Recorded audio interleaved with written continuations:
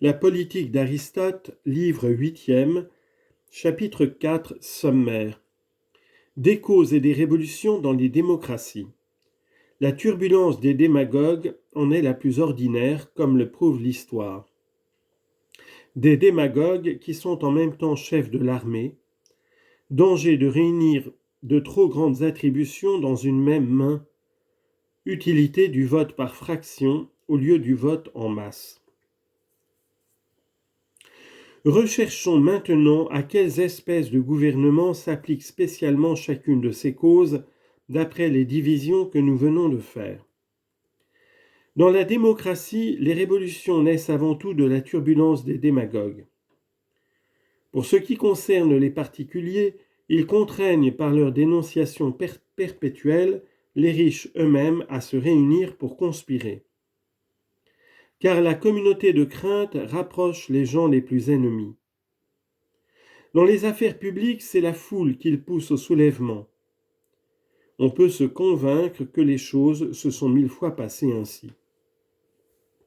À Kos, les excès des démagogues ont amené la chute de la démocratie en forçant les principaux citoyens à se coaliser contre elle.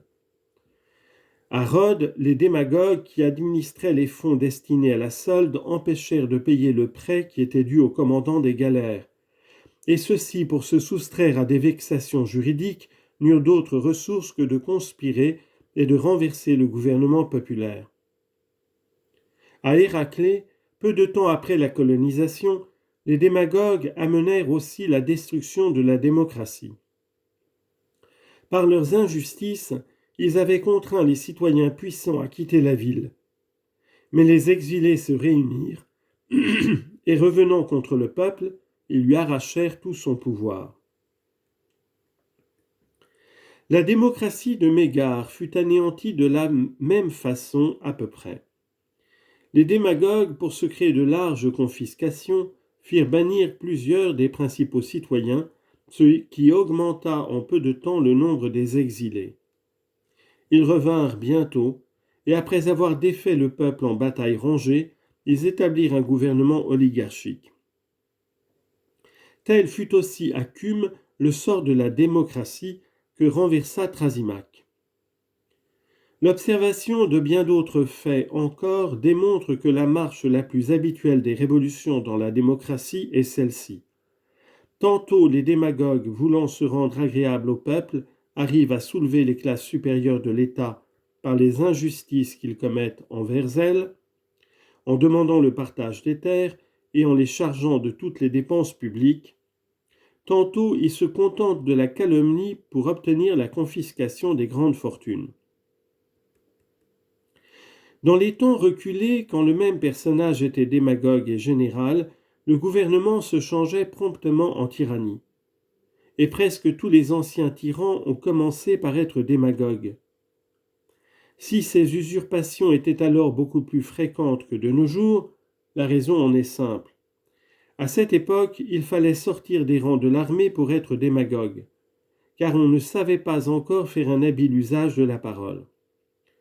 Aujourd'hui, grâce au progrès de la rhétorique, il suffit de savoir bien parler pour arriver à être chef du peuple. Mais les orateurs n'usurpent pas à cause de leur ignorance militaire, ou du moins la chose est fort rare. Ce qui multipliait aussi les tyrannies dans ce temps, plus que dans le nôtre, c'est que l'on concentrait d'énormes pouvoirs dans une seule magistrature. Témoin le Prytanée de Milet, où le magistrat revêtu de cette fonction réunissait de si nombreuses et si puissantes attributions. On peut ajouter encore qu'à cette époque, les États étaient fort petits. Le peuple occupé aux champs par les travaux qui le nourrissaient laissait les chefs qu'il s'était donnés usurper la tyrannie, pour peu qu'ils soient d'habiles militaires. C'était toujours en gagnant la confiance du peuple que tous arrivaient à leur but. Et le moyen de la gagner, c'était de se déclarer l'ennemi des riches. Voyez Pisistrate à Athènes, quand il excita la sédition contre les gens de la plaine.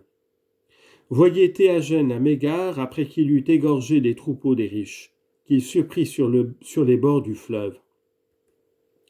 En accusant Daphnéus et les riches, Denis parvint à se faire décerner la tyrannie.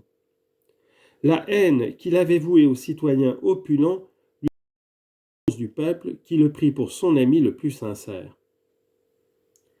Parfois, une forme plus nouvelle de démocratie se substitue à l'ancienne. Quand les emplois sont à l'élection populaire et sans aucune condition de sens, les gens qui sont au pouvoir se font démagogues, et ils appliquent tous leurs soins à rendre le peuple souverain absolu, même des lois. Pour prévenir ce mal, ou du moins pour le rendre plus rare, on peut faire voter les tribus séparément pour la nomination des magistrats, au lieu de réunir le peuple en assemblée générale.